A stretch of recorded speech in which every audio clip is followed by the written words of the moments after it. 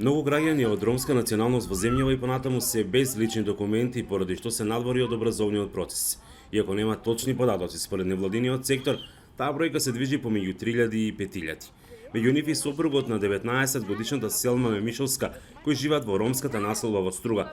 Како бегалец за време на војната во Косово, тој се преселува овде, но не може да ја добие битката со институциите. То немат ни лична карта, ни извод, ништо, значи ништо немат. Не може ни на социјално, ни на болница, овде све приватно сме.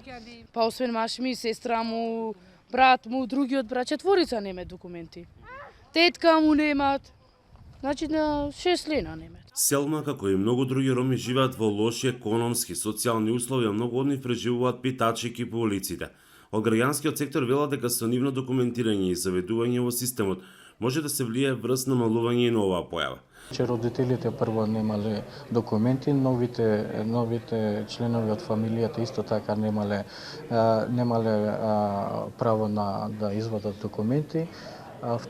Втора причина се исто така голем број од луѓето, пример избеглици биле од косовската криза, да кажеме. Повеќе кратни се, значи, се последиците од немање на документи, сите сервиси кои што јавни и државни институции ги даваат, овие луѓе, значи, со години, значи, не биле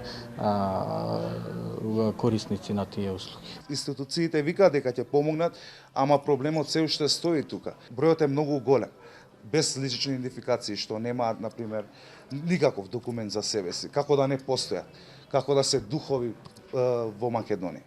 Од Министерството за труд и социјална политика вела дека веќе се работело на решавање на овој проблем. Бил објавен јавен повик со што сите лица кои се без документи можеле да пополнат прашалник со нивни податоци. Се формираа мешовити мобилни тимови кои директно на терен ги идентификуваа овие лица и за нив се пополнуваше прашалник.